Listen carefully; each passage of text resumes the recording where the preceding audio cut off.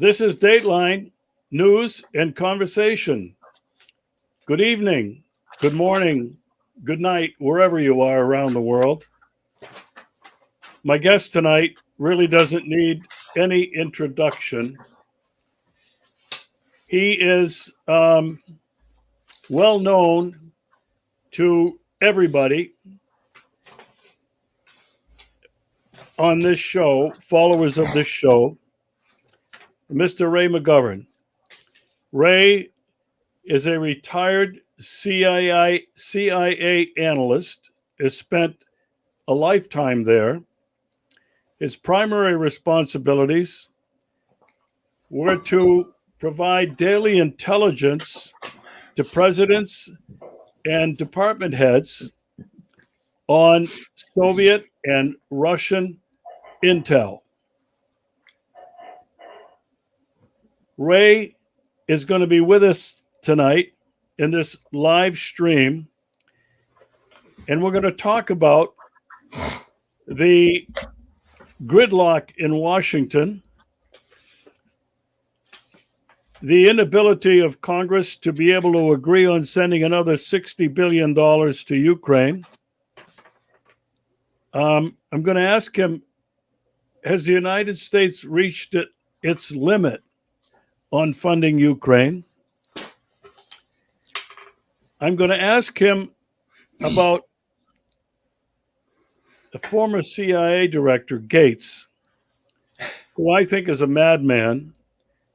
He's the guy who encouraged the surge, and he's encouraging blowing up the bridge in Kerch and hitting Crimea. I'm going to ask Ray about this.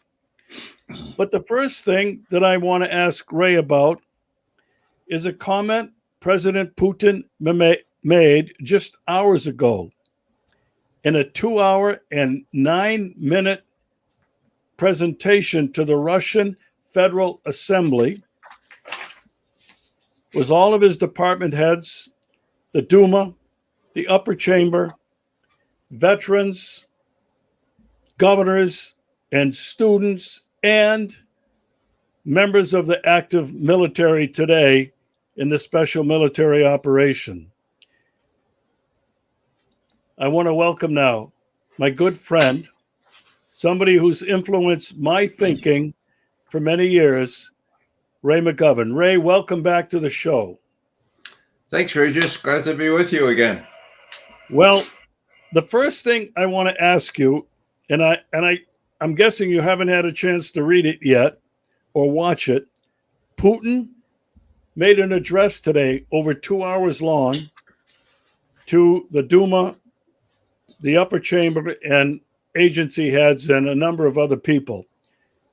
And this is basically what he said in the beginning.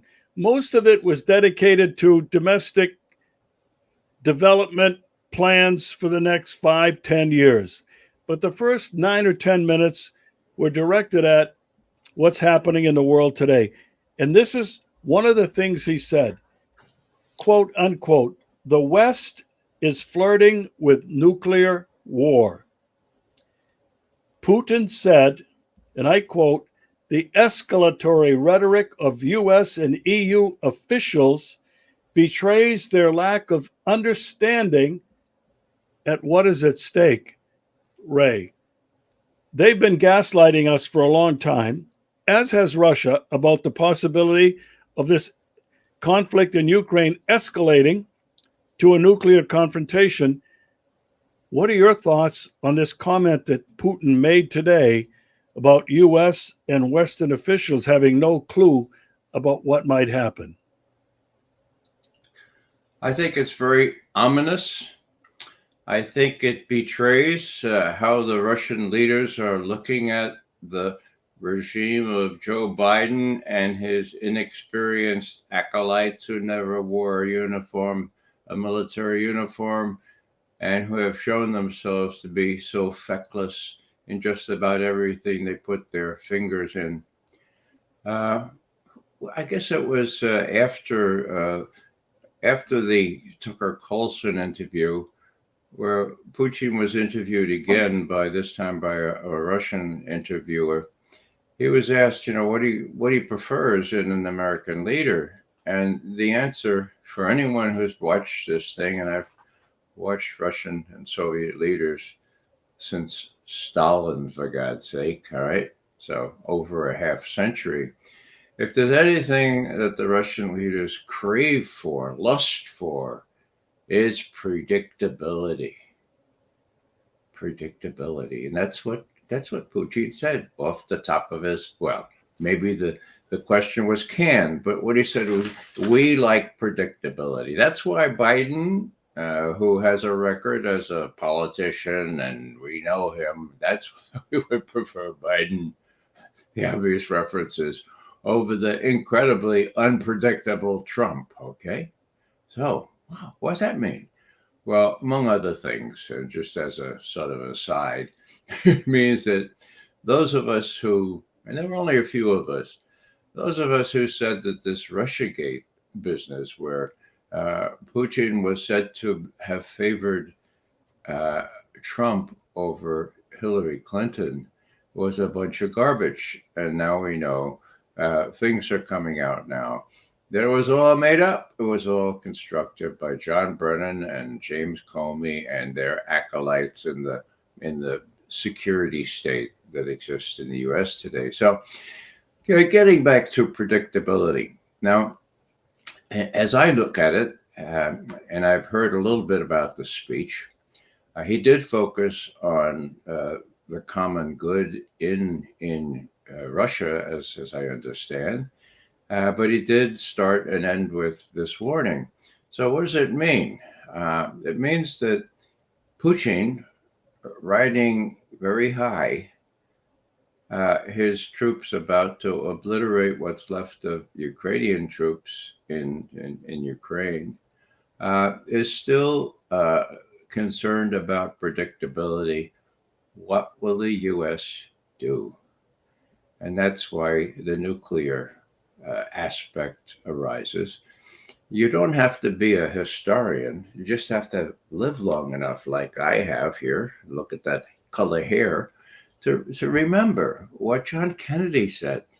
John Kennedy, who got me and several of my colleagues down to Washington to see if we could do something for our country rather than to ask our country to do something for us. I mean, did it sound corny then?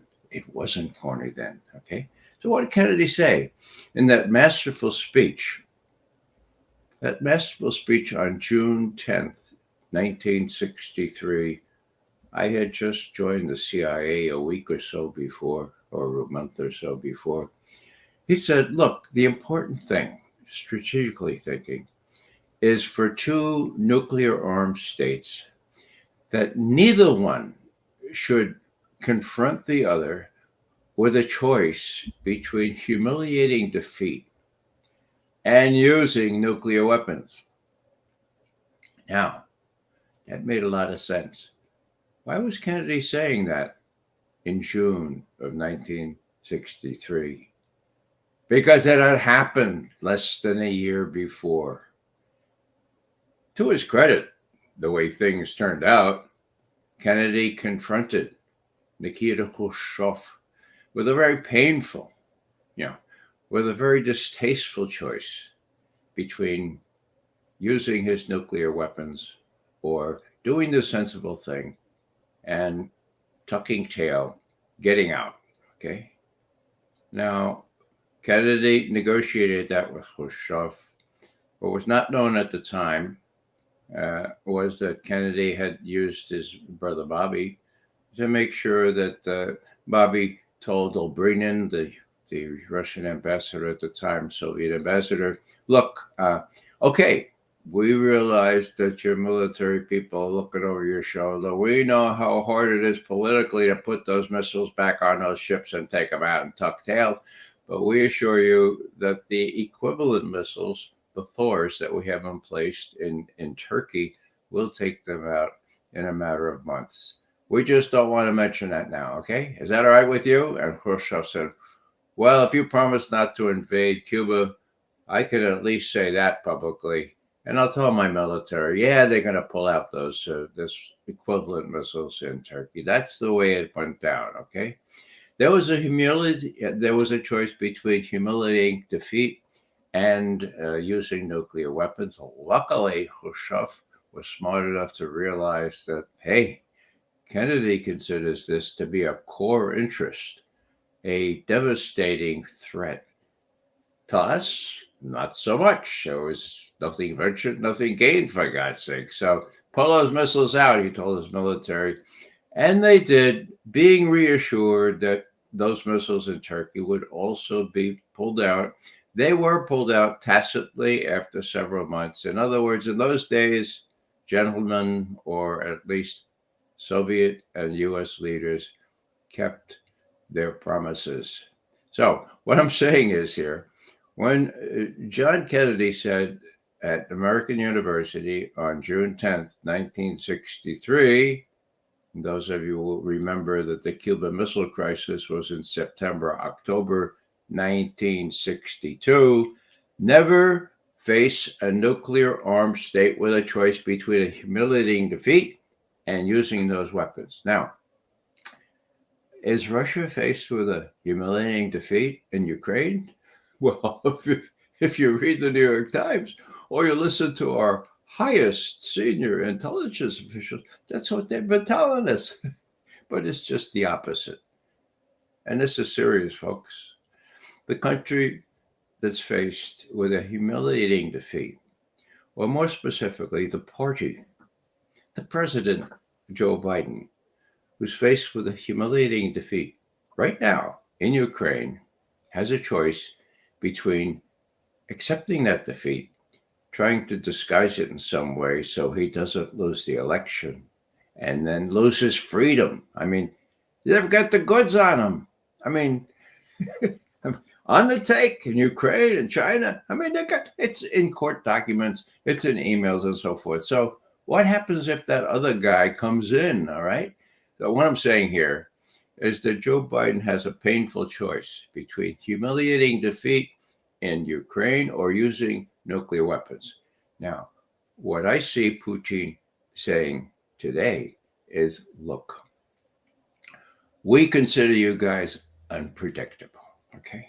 We don't know. We don't know whether you would resort to, what are these small little mini nukes, just maybe a tenth the size of what we dropped in Hiroshima. We could use one of those things, and that would show the Russia, that would stave off humiliating defeat until after November, and then we'd have a chance.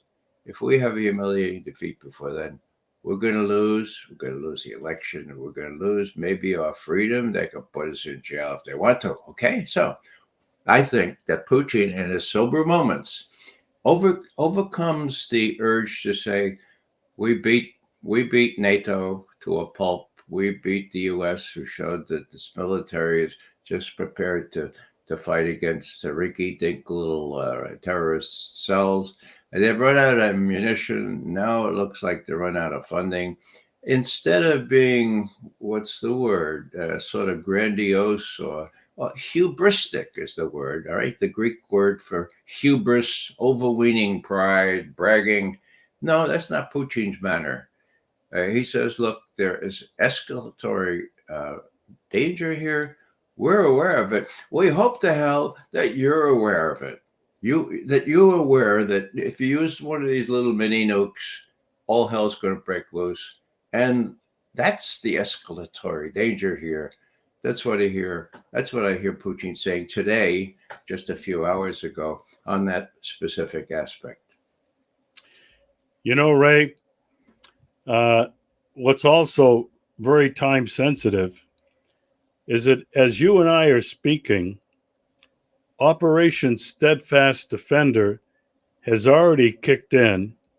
It's going across most of Europe, the Baltic states, the Arctic, even in the Black Sea, with 90,000. This is the largest war games exercise ever since the Cold War. 90,000 NATO and American troops, thousands of tanks, ships, planes, artillery, and missiles, all gaming a first strike attack on Russia to destroy it. This has been their plan for a long time. And so when Putin uses this language about the danger of an escalation, I can only hope that people in the United States primarily are listening to this.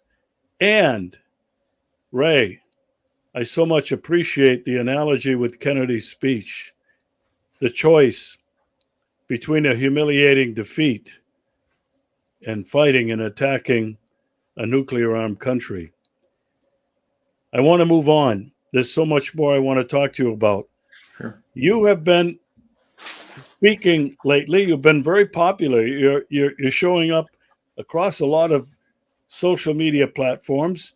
You're writing articles on your own website.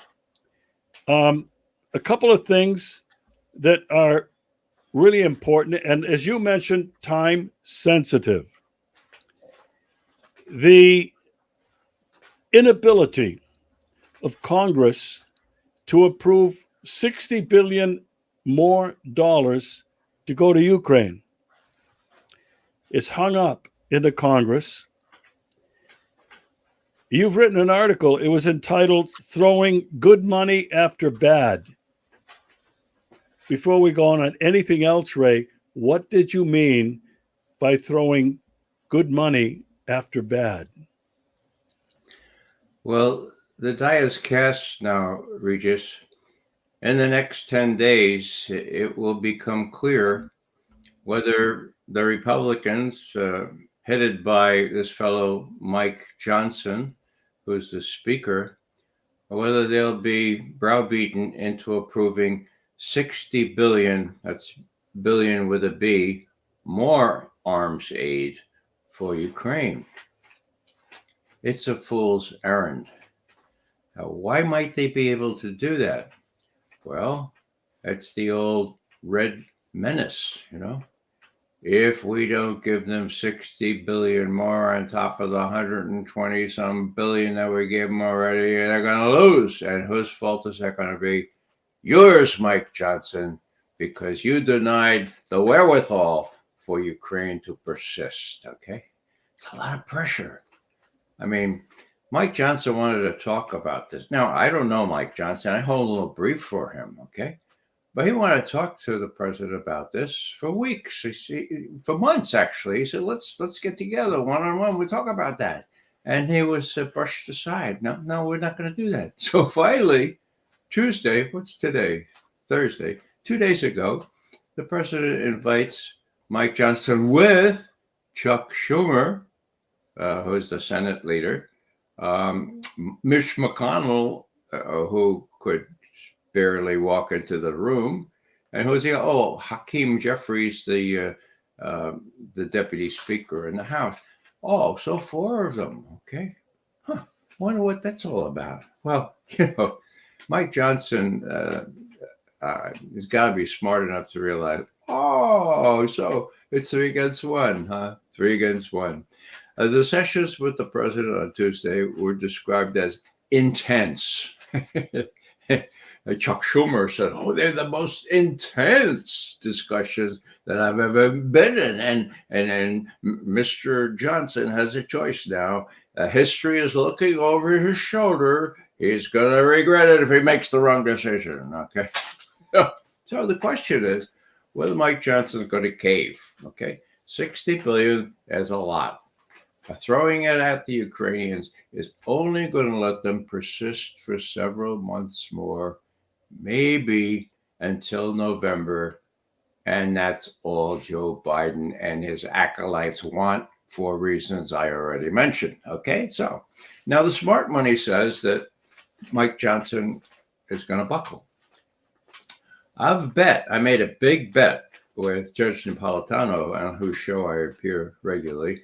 I bet him 25 cents that Johnson's not going to buckle. He should have given me odds, but we'll have to see how things evolve. But, Regis, you know that I was head of the Soviet Foreign Policy Branch. I also was deputy head of Western Europe analysis, and I briefed the president's daily brief one-on-one to Reagan's chief foreign policy advisors.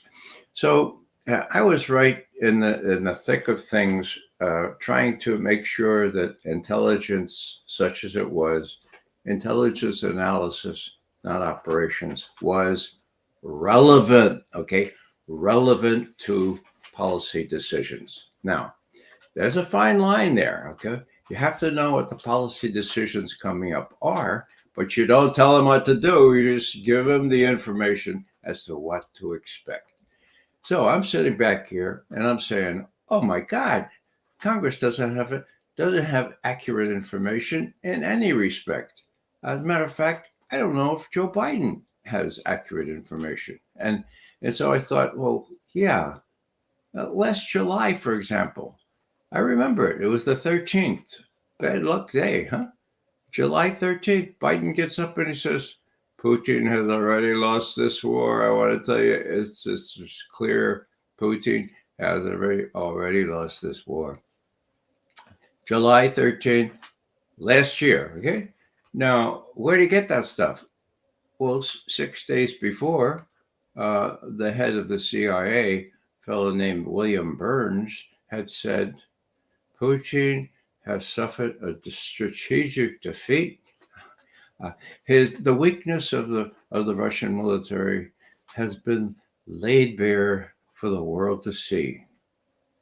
Oh, okay. That's what he told the president. The president says, well, we're already lost. Okay. Well, I mean, they were la la land. Okay. The head of national intelligence, a woman unskilled in any intelligence analysis, her name was Avril Haines. It still is. She's a Democrat hack. Okay. Now she's the director of national intelligence. And what she was saying just months before the quotations I just deduced was, I'm really optimistic. Her word. Intelligence officers are not supposed to be optimistic or pessimistic. They're just the facts, ma'am, just the facts, right? Okay. Well, she says, I'm very optimistic about the coming offensive that the Ukrainians are going to do this year. So last year, because guess what? The Russians are running out of ammunition. They don't have any indigenous capability to replace the arms that have already been destroyed by our Ukrainian friends. I'm really optimistic, okay? She said that publicly. Now, was she telling the president something different? I don't think so. Maybe she even believed it. In any case, I thought to myself, my God, the intelligence is phony. It's erroneous. It's contrived at worst. It's not getting to the president or the Congress.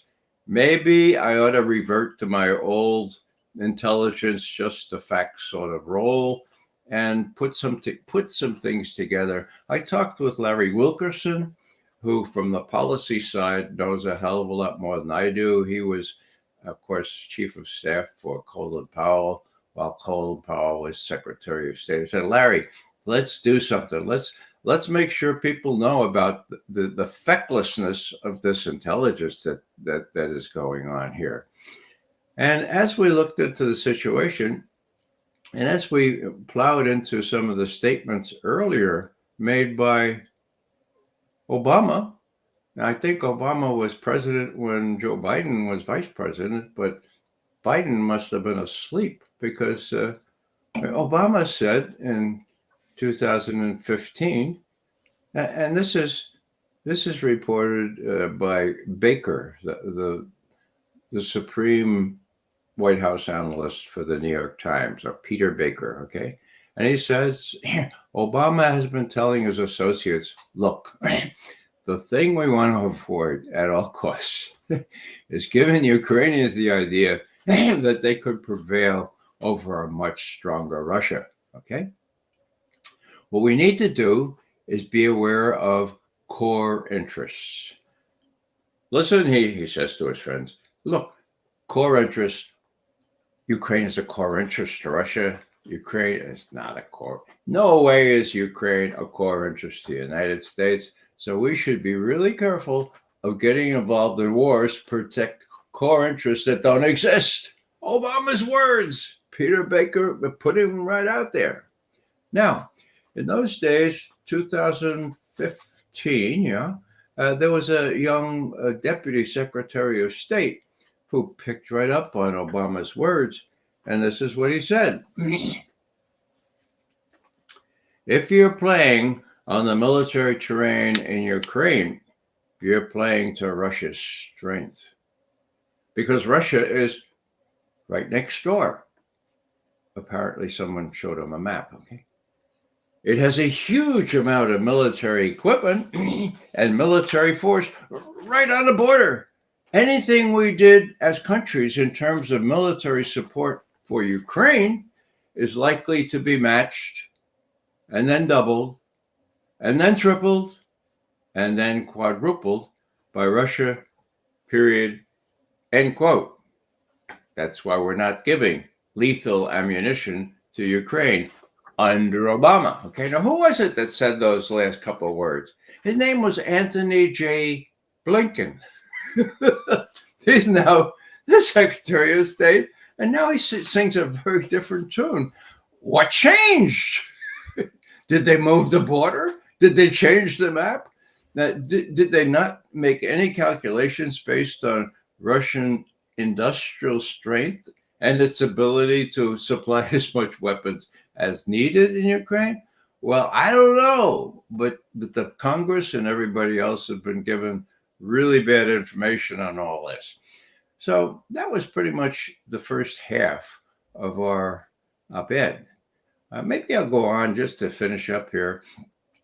We pointed out that this fellow, William Burns, that I mentioned before, has become a cog in the wheel of the bureaucracy. Some of us knew him. I knew him.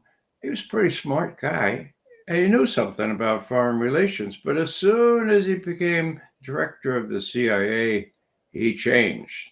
And why do I mention him?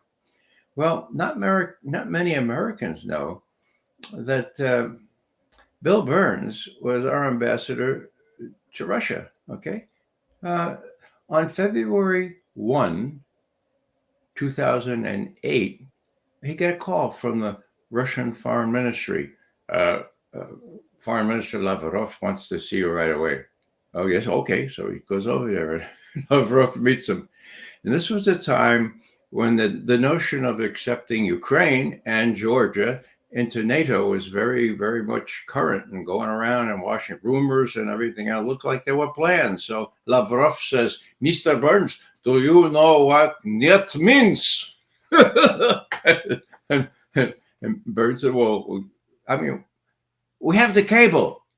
We have the State Department cable, Embassy Moscow to Condoleezza Rice, Secretary of State.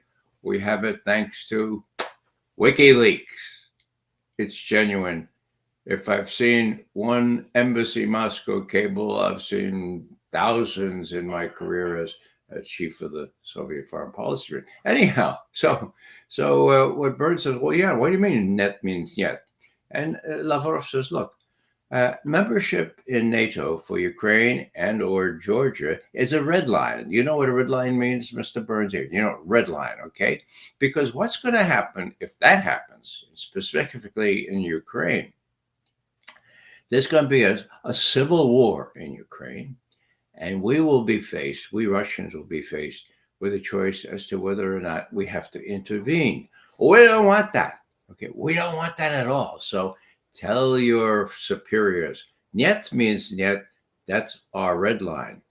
To his credit, Bill Burns put the title of the cable is "Niet" means "niet," Russia's red line on membership for Ukraine and Georgia in NATO. I mean, he played it straight. As a matter of fact, he more than played it straight. Knowing that Cheney, who was running things in those days, and the puppet Secretary of State, Condoleezza Rice, and knowing how they felt, he still, that is Burns, still said, I have to tell you that from the bottom of the basement of the Kremlin, the knuckle draggers down there, to the very top, Lavrov, they have a neuralgic view on Ukraine getting into NATO. And actually, if you look at the map, you could see where every country is entitled to strategic concerns, including Russia. Well, why do I say that? Because U.S. ambassadors don't usually comment like that when they know those comments would be unwelcome in Washington. But Burns could see what was coming then. Again, that was the 1st of February, 2008. So what happens? Cheney says, yes. Cheney says, no. Condoleezza Rice says, yes, yeah, yes, sir.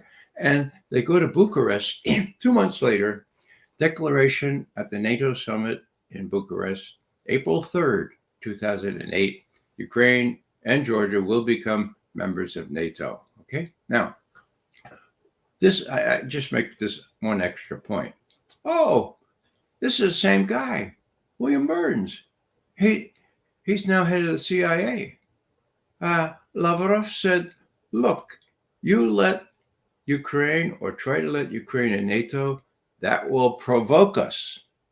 Oh, what happens when the special military operation begins in February of 2022?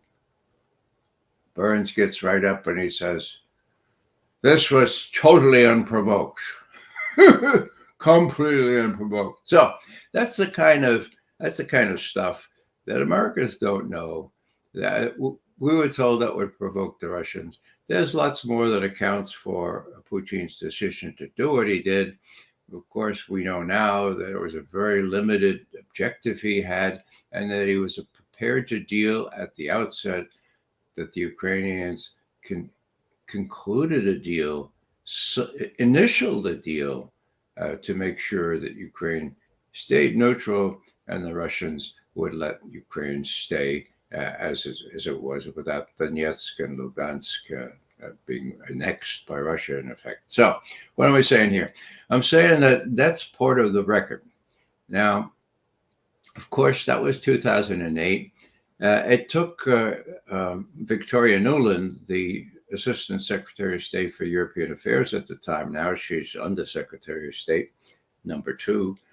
Took her some years to use this $5 billion, with a B again, money, to encourage, as she put it, Ukrainian aspirations to join the West. Okay, that culminated in the coup in February 22nd, 2014, which was the most blatant coup in history. We don't need to go into that, I hope. And so that's when it went down. So what did the U.S. intelligence community say? That is the CIA, which is running things here under Brennan. What did they say? Oh, it says this is terrible. This is unprovoked. This was just terrible. But there was one intelligence agency, the Defense Intelligence Agency, that wrote in a very important document, actually congressionally mandated, said, look, Putin and the Kremlin sees the overthrow of Yanukovych, the duly elected president of Ukraine in February of 2014, sees that as the first of many steps in the direction of regime change. Okay, they're afraid that they're out to depose the Kremlin, and that's why they react so strongly. Period. End quote. Lieutenant General Vincent Stewart, 3-star Defense Intelligence Agency. It was published. So, when people say, Putin's he's just neuralgic. You're just too worried about this. He doesn't have to worry about these. Well, look, that's what the DIA said. That he's not going off the deep end. He has every reason to believe that this coup in Kiev, and this memo was written in 2015, right? Period in 2017. DIA saying, "Oh, look, they see this as a threat to the regime in Russia itself, so be aware." Net result of that was you don't hear anything about DIA anymore. John Brennan, the head of the CIA, and the president sort of brushed them aside and took no heed. What else can I say before I leave this thing? Well, when Trump himself says, "My God, those NATO allies, they have to pay up." I was with one of those leaders on one of the bigger NATO. He says, "Hey, if we don't pay up, are you going to defend us?" And Trump said, "No, I'm going to encourage the Russians to have their way with you." Okay, now I'm sure that Putin took note of that, and he talked to his. I'm being facetious now, right? Okay, talk to his. So we can have our way. Why don't we go to Poland or the Baltic states? And his advisors will, to a person, say, "Почему? Why? Why the hell would you want to do that?" Now, I've been there, and I asked the same question. And there's no evidence at all that the Russians have any intention after Ukraine to go after Poland and Baltic states, or maybe go to the English Channel. I mean, it's fantasy. So, what Trump is saying relies on a false premise to begin with. It's bombast, but it's taken very seriously by the. Well, I want to be careful of my language here. By what in German is called the Arschlocher in Washington, who want to instill in the American people a willingness to fight Putin, and that's what Russiagate caused. In other words, Russiagate was not only a scandal and bunch of lies, but it was consequential because people still don't know there was a bunch of lies in the United States, and they're willing to acquiesce in whatever the president says because the major media says Putin has horns on him, right? And he's going to take Poland after Ukraine. There is no indication that Putin wants to take the whole of Ukraine. If he did, he'd be crazy. I mean, he'd been in Afghanistan. He knows about Afghanistan. He knows about Iraq. He knows about Vietnam, for God's sake. The guy's a bright guy. The notion that he would go even west of the Dnieper, in my view, is really an outsized propaganda notion. So, in sum here, our congressional leaders have been led down the same primrose path that the American public has been led down. The media is controlled by the military-industrial complex, for God's sake. They feed on each other. The MIC cannot prosper without the media, and vice versa. So what we have now is a situation where, oddly, the the Speaker of the House, Mike Johnson, is faced with a choice of whether he's going to approve $80 billion more of our taxpayer money for a feckless exercise designed solely to make sure that Ukraine has the wherewithal, if they can do it, to get through till November, and so that Joe Biden and the Democrats still have a chance of not losing the election. Now, does Putin know this? Of course he does. Putin has said twice, in my recollection, a couple of years ago, look, American foreign policy, American military policy is based on domestic requirements. Now that's big. So that's why he's warning here. Last thing I'll say here is Putin, as most people know, when he took office, the Soviet Union had fallen apart. Their military was worth nothing. During the first Yeltsin term, I'm speaking 1991, 1995. Here's a statistic for you from the World Bank. The average age at which a Russian male died went down from 63 to 57 in those 4 years. Think about that, okay? That's how we plundered. That's how we gave the oligarchs, East and West, gave them carte blanche to plunder the Russian economy. So, despite all that, and having witnessed all that firsthand, having been one of Yeltsin's main men, Yeltsin approves Putin to be a president, and he says, "Well, okay, look, let's bygones be bygones. How about Bill Clinton? How about letting us join NATO? You say it's a defensive alliance, so." Well, that would be good. We can help defense against whoever you want to, maybe the Visigoths or maybe Genghis Khan or whatever. Let us join NATO.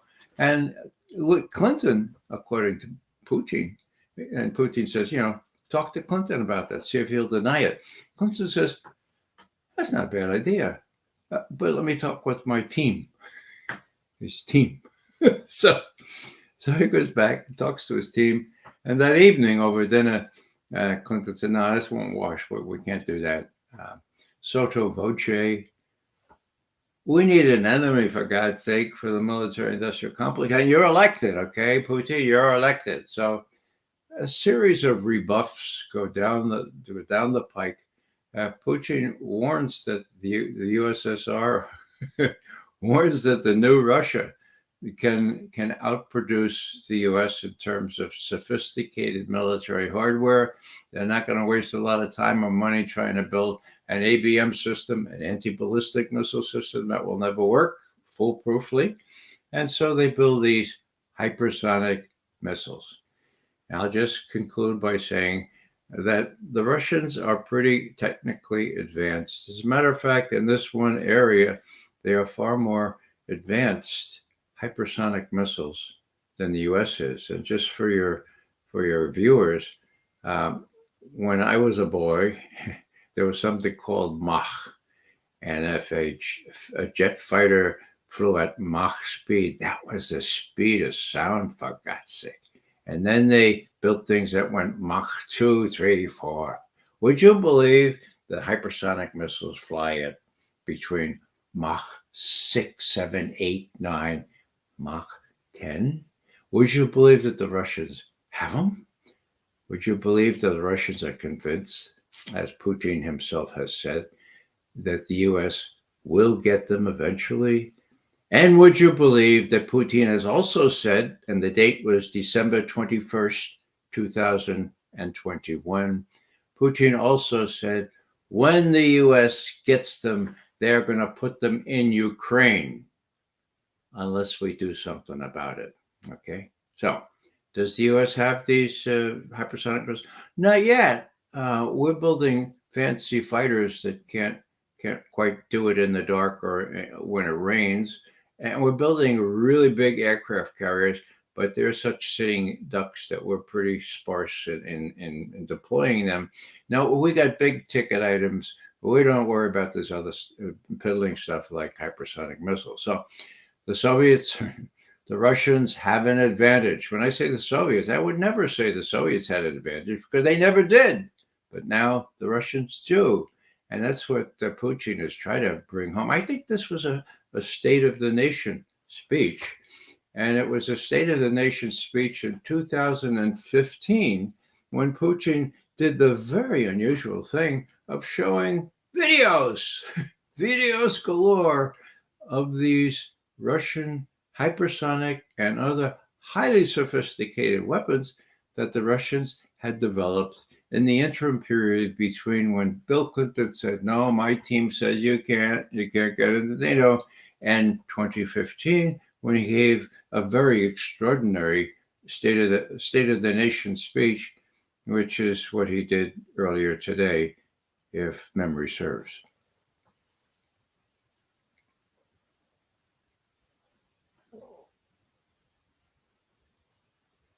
Did I put you to sleep, Regis?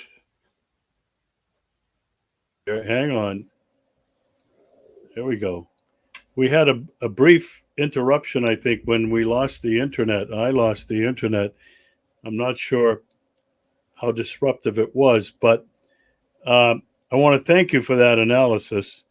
Um, and what you've described is in my opinion, the inability of all of those people in Washington who have not been able to grasp the very difficult and threatening position we are in today because of them, because they have either underestimated, misunderstood, or refused to believe what was actually happening on the ground. Now, you know very well, and you've been to Crimea. I live here. You wrote recently an article on your website, Wisdom Ain't What It Used to Be, with a picture of Robert Gates dressed in this elaborate, I don't know what it was. It looked like some university had gifted him a PhD or he'd been knighted or something. No, actually, Regis, he is the chancellor of the College of William and Mary, the oldest, one of the oldest university, or actually college in the United States, and that's the regalia that he wears to these occasions. And a little vignette that I think is relevant here. He used to work for me in the 70s. He was my Russian foreign policy analyst on the Middle East, right? Well, so I've written a lot about Bobby Gates and what a windsock he has been over the years. And so when my granddaughter was graduating with honors, highest honors from William and Mary, the College of William and Mary, okay, 6 years ago, who was the speaker? Condoleezza Rice. Now, I didn't know that, but my son, her father, said, "Now, Dad, we can't get you a ticket. We can't get you a ticket to the commencement. They're all out of tickets. So you can watch it live stream in a motel." So I thought that was sort of odd. I mean, there's thousands of people. So then I tune in, and there's Bobby Gates in his full regalia as the chancellor, and he's introducing Condoleezza Rice for the main speech. And I said, "All right, John," that's my son's name. I said, "John, pretty clever. You don't want me to appear there and spoil this whole thing for your daughter." So I watched it, and he was right. He was absolutely right. He knew what I would have done. And, it was a missed opportunity. Anyhow, so that's the kind of people. Now, you mentioned they're delusional. But Ray, this is what you wrote. You wrote that Robert Gates, now cast as a wise man on Ukraine, wants to surge weapons. He wants to hit Crimea and drop the Kerch Strait Bridge. Gates surged troops into Iraq with 900 more killed in action, Afghan, 2,000 killed in action. Is anybody listening to this guy today, Ray? Because I'm living here in Crimea and I'm just reading stuff that the plan next, according to the United States, is to retake Crimea. And people here are going, "Yeah, right." Ray, your thoughts on what Gates is saying, and is anybody listening? I think, Regis, you need to do full disclosure here. You have a personal stake in this. If Gates has his way, the first cruise missile is going to be aimed right at you, Regis. Now, Gates is delusional. Now, he's a very bright guy politically. I didn't prosper in my career at the CIA because I wrote an honest efficiency report about him. I said he was so transparently ambitious that he was a divisive force in my branch, and he was. But he conned enough people, including Bill Casey, who became director. Anyhow, what I'm saying here is that, that's what he's saying. He gets in foreign affairs, the the once prestigious journal for foreign policy. He's got a big article in there, but I'd like to say he's delusional. He's too smart to be delusional. He's just bending with the wind, like the windsock his colleagues and I called him in those days. And it's dangerous because if he thinks we should be attacking Crimea, I mean, that's madness. If he thinks we should, as he put it, we should drop the Kerch Bridge, the bridge between Crimea and Russia proper. Well, that's delusional. So what's going on here? Well, he's the wise man. He's got almost as much gray hair as I do. He's just now. The proof of the pudding was this.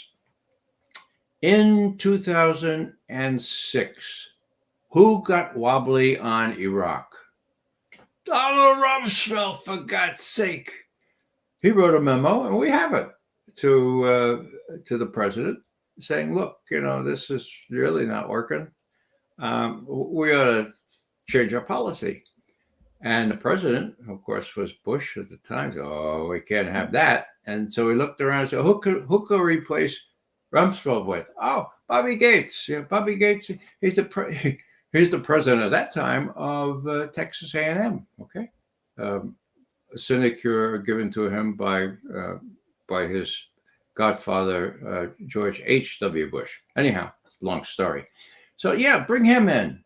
And so Gates is invited to Crawford, Texas, to a one-on-one with George W. Bush. George W. Bush says, look, Rumsfeld's going wobbly on Iraq. We need somebody in there. And we have a crackerjack general named David Petraeus. 3 stars, we're going to give him 4 stars. He knows exactly what to do. It's to surge more troops in there. We're going to surge troops, and we're going to turn the tide of this battle, okay? What do you say, Bobby? And Bobby says, well, why are you telling me all this? Oh, because we'd like you to replace Rumsfeld. Incredible idea. Terrific idea. Just let me in there, and David and I will take care of it. Well, upshot of it was 1,000 more troops were, well, I don't want to exaggerate. They say 900 and some troops were killed in that surge unnecessarily. That was in 2007. And that specifically was in July of 2007 when that collateral murder video was released by WikiLeaks showing the cold-blooded murder by Apache helicopter firers on 12 civilians and then a good Samaritan that tried to help one of the civilians, including 2 Reuters. So anyhow, that was the surge. 900 plus more Americans killed after, or actually before, recommending that we surge twice into Afghanistan with 2,000 more U.S. killed, okay? And then you want to say windsock, you want to say wise man, well, on his way out, okay? 3 months before he leaves office as the only Secretary of Defense that was serving 2 consecutive presidents, Bush and Obama, he says at West Point to the cadets, if they asked me, I would quote what Douglas MacArthur said: never get a huge army, never commit a huge army into Asia under any circumstances. That's what I would suggest. Whoop, she goes out into the sunset, So the cadets at West Point, they watch Fox News on that thing. They don't know anything about Bobby Gates. So what I'm saying here is to trot out Bobby Gates again as the wise man to say, yeah, let's drop the Kerch Bridge and let's attack Crimea. That's madness. But these guys are mad. And, if not mad, let's be a little charitable and say they're megalomaniacs, okay? And I saw this before. Not many people are still alive. I was involved in the Vietnam War, okay? I knew it real well, and I knew the best and the brightest, and they thought they knew better than anybody else. They went to the best schools. They had old George Bundy was a dean at Harvard. Okay, they knew what was best for the American people. And you know what happened there, right? People say about 58,000 U.S. dead. Well, how about the 3 million Vietnamese killed? Was that a genocide? I don't know. You have to anyhow. So what I'm saying here is that there is this megalomania, this fantasy world, and the president is the president of this fantasy world. And if you need any proof of this, look back a month ago when he was interviewed for 60 Minutes. Okay, at the end, the interviewer says, "Now, Mr. President, people are talking about getting involved in 2 wars, one Ukraine, one in Southwest Asia or the Middle East. Do you think we can handle that?" And Biden says, "We're the United States of America, the most powerful country in the history of the world. In the history of the world. Come on." Period. End of interview. Well, my God, he thinks that still.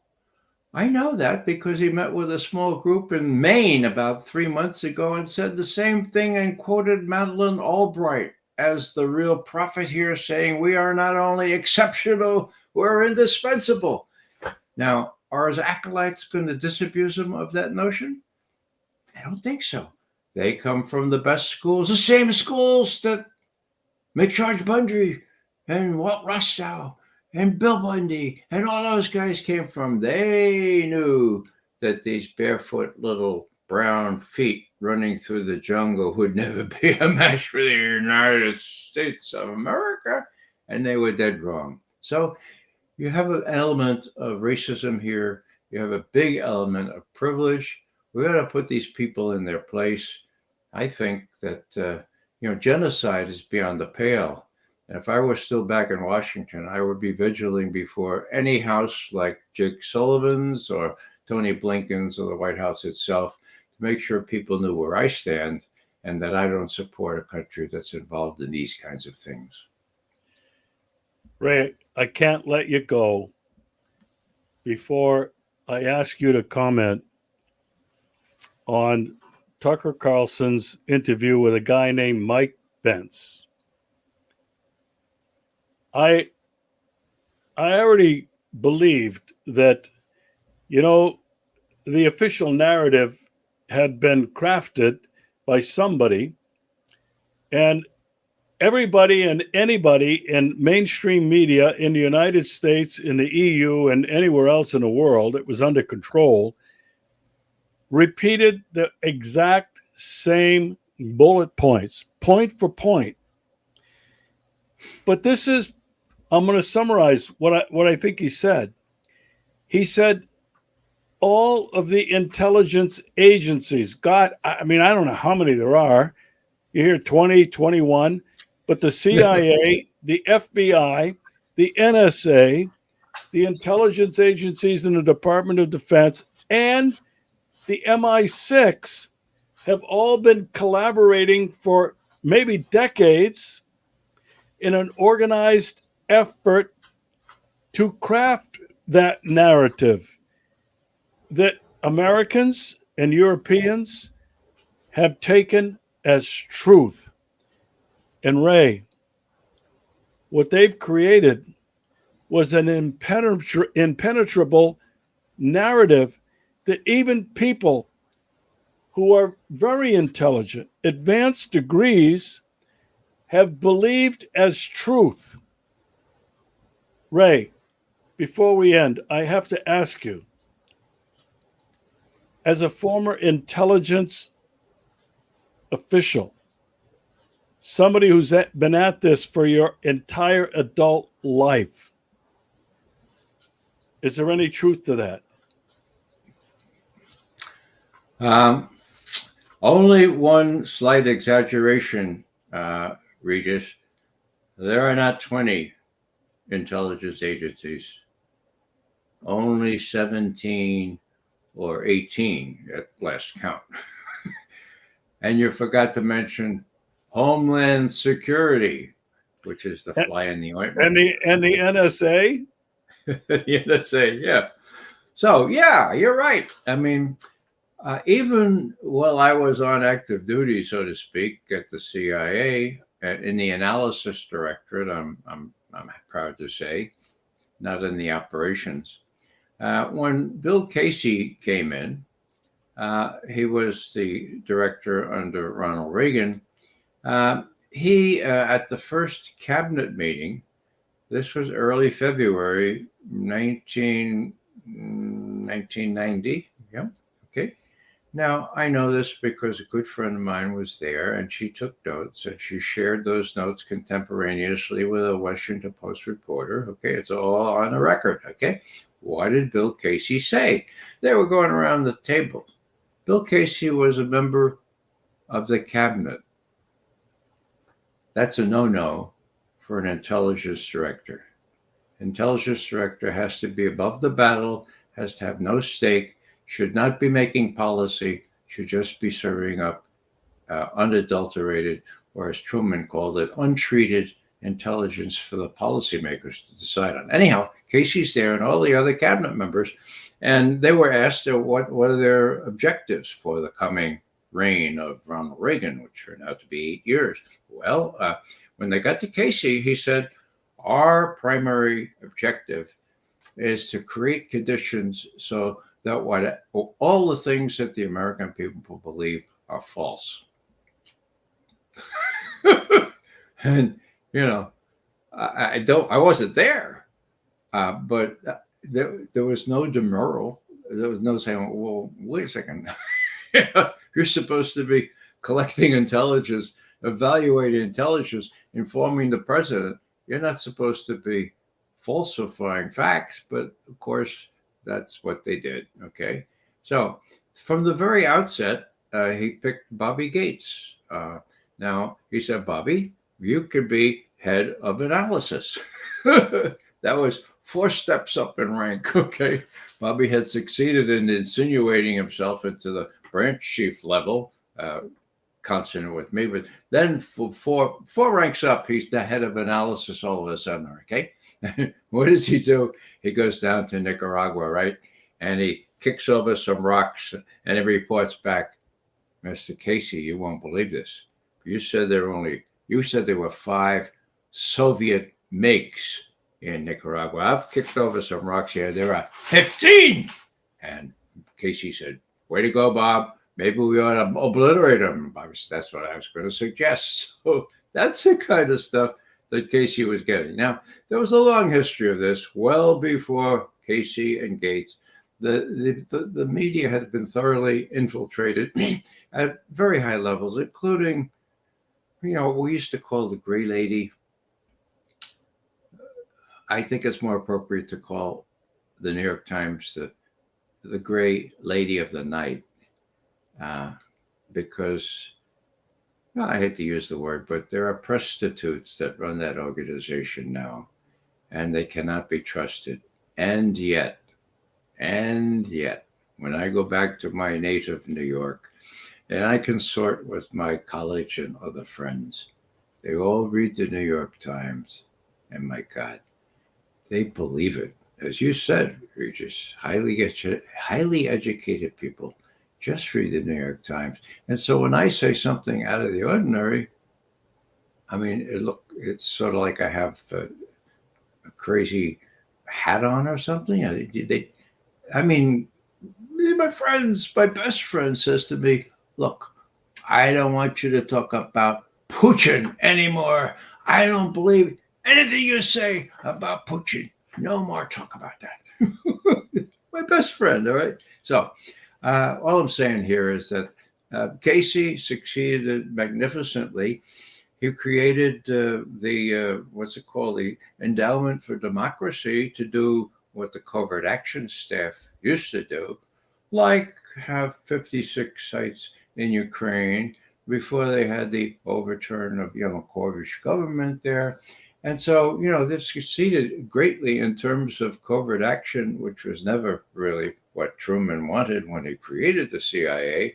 And now they can't even reconcile the notion that, well, they put hundreds of people into Ukraine, but the Ukrainians don't always do what we tell them. And when they hit the Russians, well, sometimes they do that without. I mean, it's a farce. But that New York Times article a couple of days ago, it indicated that the CIA was the linchpin. Okay.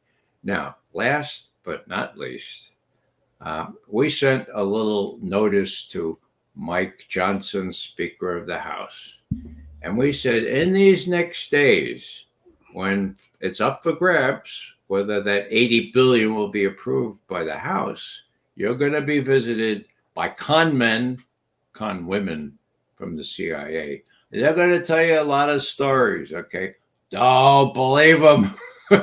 Don't believe them at all. Instead, read what Larry Wilkerson and McGovern wrote and couldn't get published in the mainstream media.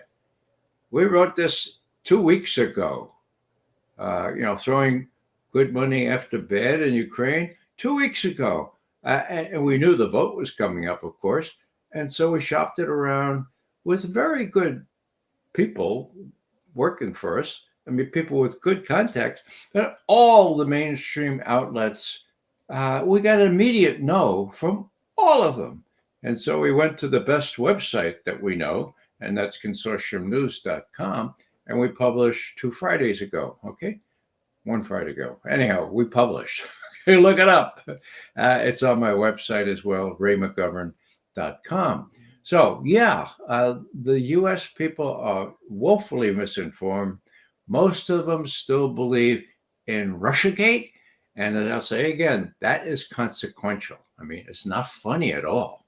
It's consequential because if Biden wants to do a little mini nuke, or if Biden wants to send some troops or allow France to send some troops into Ukraine, well, that's going to be the end of all of us if things play out in the way that Putin warns about today in that speech he just finished making a couple hours ago.